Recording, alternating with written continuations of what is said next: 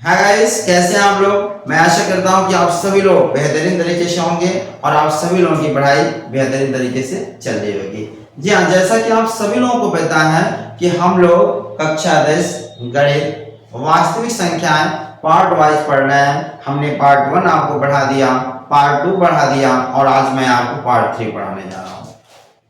ये class 10 math वास्तविक संख्याएं पार्ट 3 हम लोग पढ़ने जा रहे हैं। देखिए, पार्ट वाइज 1 2 3 करके मैं बता रहा हूं। जो भी साथी, जो भी स्टूडेंट पार्ट 1 और पार्ट 2 नहीं देखे उससे आप लोग जरूर देखें, क्योंकि मजा तभी आता है जब शुरू से, जैसे आपको मूवी देखना होता है, पिक्चर देखने जाते हो या पिक्चर देखते हो ना, जब बीच से आओगे तो क्या करो, कौन क्या स्टोरी चल रही है, कौन इसमें क्या किसका रोल है, तो आपको समझ में नहीं आएगा। लेकिन जब वही फिल्म शुरू से देखते हो तो आपकी पूरी स्टोरी समझ में आ जाती है। तो सेम प्रक्रिया इसमें भी तो है जी। जब ये बताओ 20 से पढ़ोगे तो कैसे समझ में आएगा। आप पार्ट 1 2 3 सब देखो, ये देखो, समझ में तो जरूर आएगा, क्योंकि थोड़ा थोड़ा उसमें समझोगे तो धीरे धीरे आपको आगे की कहानी थोड़ा बहुत आती जाती है। पिक्चर देखते हो तो पता है ना, तो आएगी, लेकिन पीछे वाला छूट जाएगा ना। इसलिए आपको क्या करना है, पीछे वाला पार्ट 1 और पार्ट 2 देखना है। ठीक है, चलो ध्यान से समझे। पार्ट 3 में क्या देखेंगे, जो पहला हेडिंग है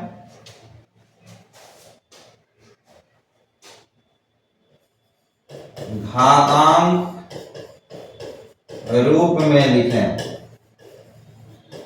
देखो, आपके बुक्स में एक क्वेश्चन आएगा कि घातांक रूप में लिखें। अब घातांक रूप में कैसे लिखा जाए इसको हम लोग समझते हैं। इसके लिए देखो दो नियम है। घातांक रूप लिखने के दो नियम है। पहला नियम क्या है कि सबसे पहले हम क्या करते हैं, गुणनखंड कर लेते हैं।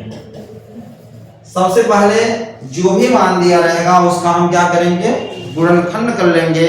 और गुणनखंड करने के बाद जो भी मान होगा उसको घातांक के रूप में ला देंगे। सेकेंड स्टेप क्या होगा, उसको हम घातांक के रूप में व्यक्त कर देंगे। वही हमारा क्या हो जाएगा, घातांक रूप में जाएगा। जैसे आ गया क्वेश्चन, आ गया प्रश्न नंबर 1,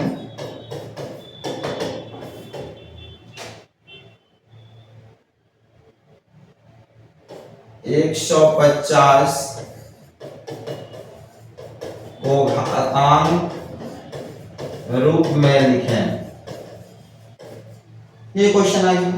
आप लिखो 150 बराबर, मैंने क्या बोला, सबसे पहले उसका गुणनखंड कर लेते हैं। 150 का गुणनखंड करेंगे, ये तो पता है आपको। 2 सत्ते 14, 1 2 बच्चे 10, ठीक। 3 से कटेगा, 3 दूनी 6, 3 बचे 15। फिर 1 मिनट, 3 दूनी 6 और 3 बचे 15। फिर 5 बचे 25, 5 1 का 5, 2 3 6 बचे 30, बचे 150। ठीक है, तो 150 को हम क्या लिखेंगे, 2 गुणे 3 गुणे 5 गुणे 5। ठीक है, अब इसको हमको क्या करना है, जो जितनी बार मिलेगा उसको आप घातांक के रूप में देखो। जैसे 2 है तो लिखो 2, गुणे 3 है तो लिखो 3, अब गुणे 5 कितनी बार है, 2 बार है, तो 5 की पावर 2 लिख दो। यही हमारा आंसर है। तो क्या आप घातांक नहीं लिख पाओगे, कितना सिंपल है जी। हाँ, जब तक नहीं पढ़ोगे तो कठिन रहेगा, पढ़ लोगे, विष्णु सर का क्लास करोगे, सिंपल हो जाएगा, है कि नहीं।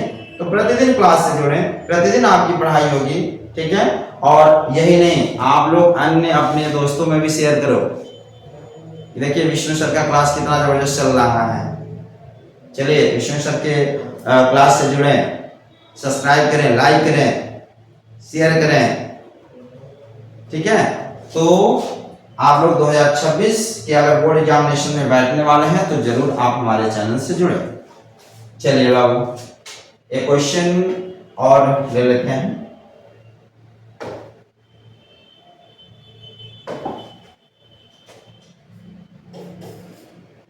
जैसे आ गया 112 को घातांक रूप में लिखें। क्या लिखेंगे? 112 बराबर, ऐसे निकाल लो, 2 बच्चे 10, 1 बचा ना, बोलो 2 छक्के 12, फिर 2 से 2 दूनी 4, 2 अट्ठे 16, 14, 2 सत्ते 14, 7 एक 7। क्या हो गया? 2 गुणे 2 गुणे 2 गुणे 2 गुणे 7, 2 दूनी 4, 2 8 2 16, 16 7 112। ठीक है, तो 2 कितना बार है जी? 4 बार है, तो 2 के खाते 4 लिखेंगे, आगे क्या हो गया? 7। यही आंसर है। प्यारे साथियों, प्यारे बच्चों, आई होप आप सभी लोगों को पार्ट 3 जरूर समझ में आया होगा। मिलते हैं अन्य वीडियो में अगले क्वेश्चन के साथ, तब तक के लिए।